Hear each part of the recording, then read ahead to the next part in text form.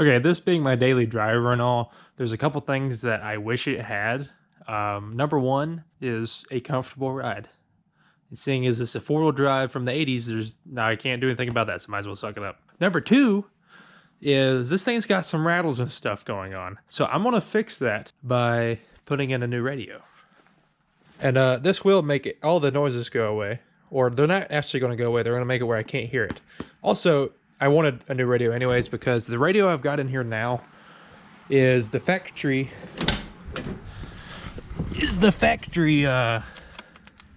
AM/FM cassette. That actually, this didn't even come with the truck. I found this at a swap meet. So if we turn it on, so that's AM. So if I go to FM, I don't have anything, like no channels or nothing. Hush. And also, I was using it for a while just like that, just fine, because I have my cassette tapes, but now those are getting to where they're super quiet and stuff. And I think it's just time for an upgrade, because I want Bluetooth anyways, and that thing has CD up there too, and that would be kind of nice. I don't know how many people still use CDs, but you can't see it, but up there in my 2012 GMC single cab short bed, by the way, I like my CDs, and that is what I'm trying to say. That was a long-winded way of saying that. Also, I have to find it, but I've got some LED lights to go on this dash because it's super dim. Let's see. See, they're on right now. You can't even really tell it because of the lights. But compared to everything else, these are super dim. And it's fine when it's like really dark. But again, I think it's just time for an upgrade in that too. Issue is, I have to find them. I ordered these a year ago for my brown C10 up there, and I'm thinking they'll fit this too. They may not. If they don't, I'll just order some anyways, because that is something I want. So this has CD, aux, USB charging, and it should have Bluetooth. Yeah, Bluetooth right there. It says it. Big text. Also a detachable face. So when I go to the mall, like it's 1993, I can take my face of the radio with me. That way someone won't steal my radio. Okay, there's some wires. And this is actually kind of pretty. How do I get the face off? Surely, oh yeah, here we go. Don't take my radio.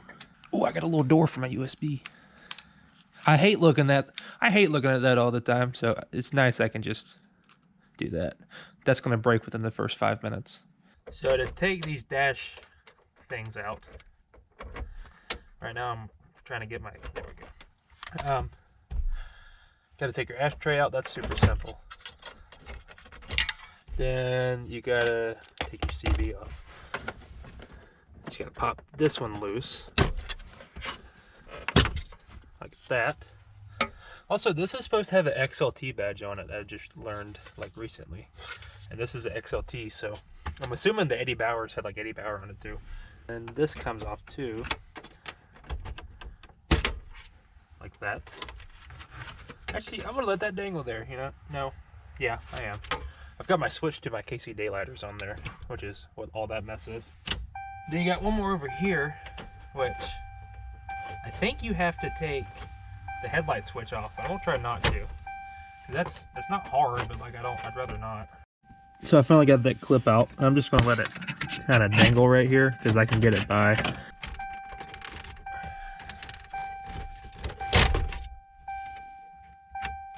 Okay. Now since my gauges are right here, I'm kind of just stuck with doing that, which isn't the end of the world, I guess. Took all the screws out. And I remember that now. One of these wiring harnesses is super short. That it don't let you. Well, actually, I can get it from the passenger side. Oh no, it's the antenna is what it is. Okay. No, it's also everything else. If I can remember how to get this off, I think you just do this. Yeah. This is just a cheap, like, single DIN adapter kit, because my truck didn't have any of the factory radio mounting stuff, so I just picked up this kit to put it in there. There's that. Here's this. I hope it mounts the same way. Just nothing to hold it in place. So how's that work? Okay, so I am less than impressed with the mounting stuff, or the mounting, you know, ways that they've chosen.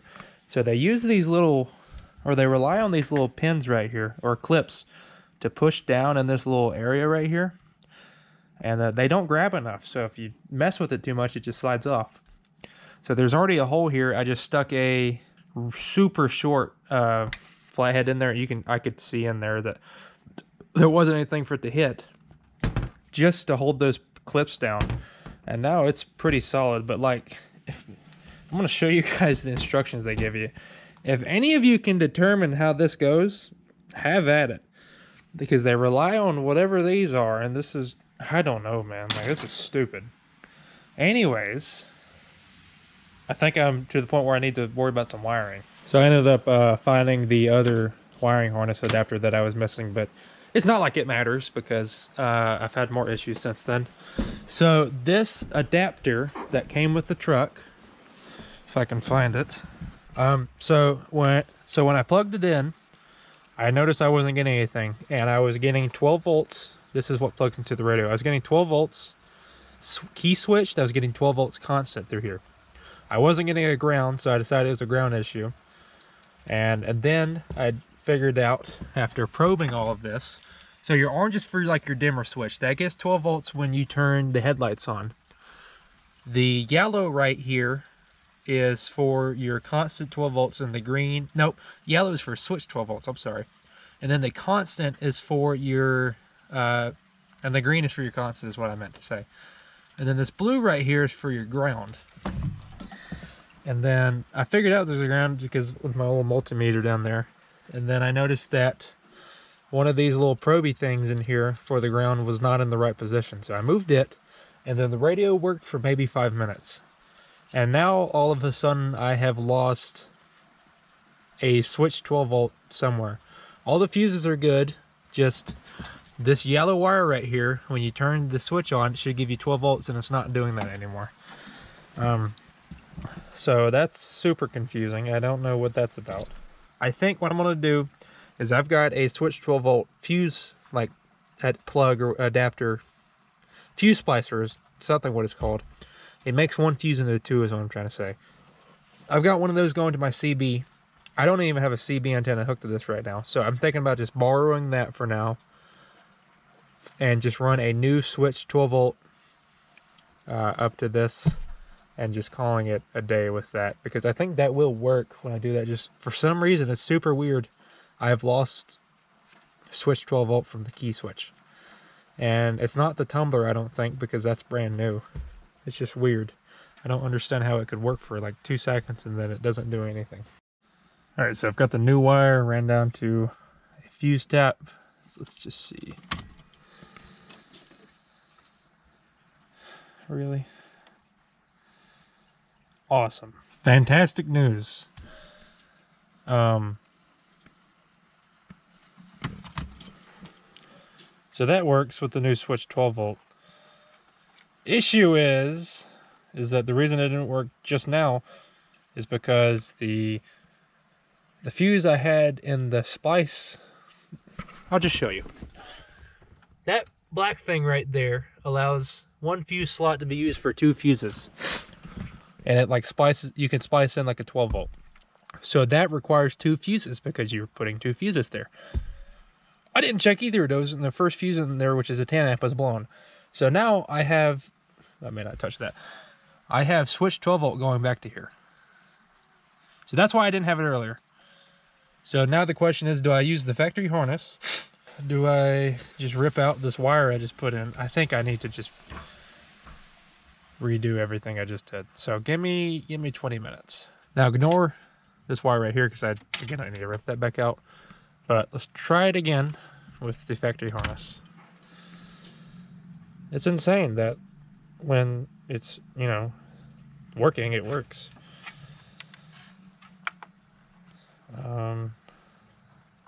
Okay, so it's not going in like the, there it is. It's supposed to say it's not going in like the party mode. It's the next day. You guys want to see something cool with this wiring harness I just plumbed up?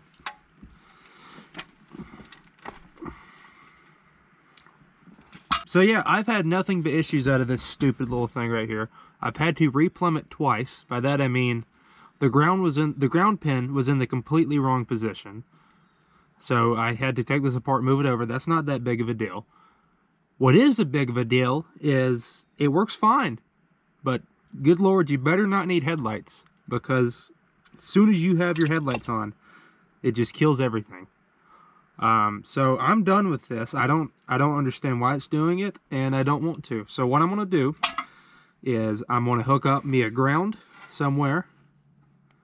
There's some cheap wiring in this. I'm going to hook me up I'm gonna go off my fuse box over there. I'm gonna hook me up a 12 volt, like switched 12 volt, and then I'm gonna run me up to the battery a constant 12 volt for that.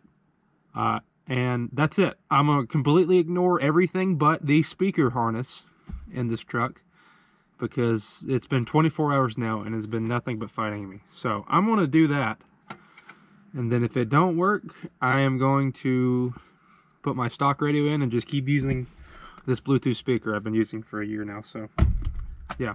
Okay, this is just sitting in here now. And oh, there we go. Well, I was about to say, where's the tunes at, man?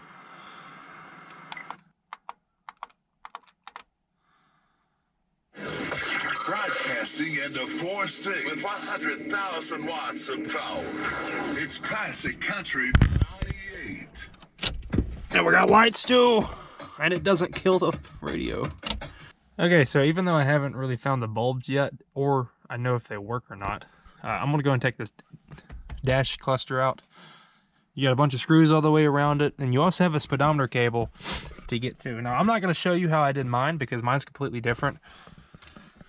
Where the dude cut up my AC vent, I was able to reach through right here and just stick my hand here and release it. But you probably won't be able to do that, so I'm not sure, but there's a ton of videos out there on how to do it. Okay, so I found a kit that my dad put in his red C10, and I had an extra in it, so I popped it in here, plugged everything back in, and it should be right around here.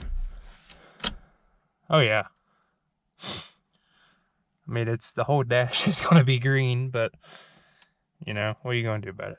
It's going to be brighter for sure. See, over here, you can't even see that this is on. So, I need to find those for sure. That's going to look, I don't know if it's going to look good, but it's going to look better. I've yet to find those bulbs, but I started messing around, and the four-wheel drive works on this truck. I had to put a new motor on, like, the transfer case, but I've never got like a four-wheel drive light. So my theory is it was stuck in four-wheel drive when I got it. So the guy just took the bulb out. So I swapped some bulbs around. I don't know if it's gonna work yet. I haven't tested it, but nice. That has never worked. Does low range work? No. Okay. There is a bulb in that, so that bulb may not be no good. That's cool. They're in the top of my dad's toolbox. I don't know why, because these are mine. He just keeps taking my stuff. So yeah, these are super simple. You can see this one right here. It's the one I done replaced. And if you want to look up this brand, this is what we run in our square bodies. They're about 10 bucks a pack, and it's not bad. So I think that's for my high beams light. So if I can wiggle this one out, which I can't see. These are super dim. I'm sure these are like, I don't know why they actually, yeah, I have no idea why these are blue, but you just pull these out, and then you open your pack, and you just slide it in there. Got all my lights turned off in the garage. Hey, that's not bad. I want to see. I don't like that. And you can't really tell on camera. Yeah, you can. It's bleeding through the rest of the plastic. So I'm going to put the incandescent bulb back in there. Yeah, that looks pretty good. I don't see a reason for me to swap the turn signal bulbs. So I'm going to throw the old high beams back in there, because I don't like that. Much better. It bleeds through actually a little bit by itself. But at least I can see my gauges going down the road now. Let's see how it looks compared to this radio. Yeah, that is definitely brighter. I'm going to, you can't see because it's dark in here. I'm going to take this out, and I wonder if I can get back there with some of these LEDs. Actually, that's not even that dim. I may leave it alone. No, I'm not. I'm going to take that out and just see how it is to get back there to those lights. Well, you've got some linkages and stuff in here that is keeping me from taking this out. Actually, it's not really. I could take all that loose, but I'm not going to, because if you look in here, you've got a light socket right there. And if you see on the right side of that, there's a little push pin. It's not like a traditional like locking in, like ones I just mess with. You like rotate them like 45 degrees, they come out. This you just push in and it pops out. And I think the way that bulb looks, I'll be able to put an LED in there. All right, let's see how this looks now. Oh yeah, that looks super good. I'm happy with that. That looks nice. Well, can I put an LED in those? How did these come off? That feels like hard plastic. That's scary. Good news, I got this off without breaking it. Bad news is all of this just landed on me. So I'm gonna hold this position and walk to the trash can. So yeah, that takes a completely different bulb. But one thing that I absolutely love about this little Bronco too is that they already knew you was going to have electrical issues. So they gave you this nice little rack up here to hold your fuses.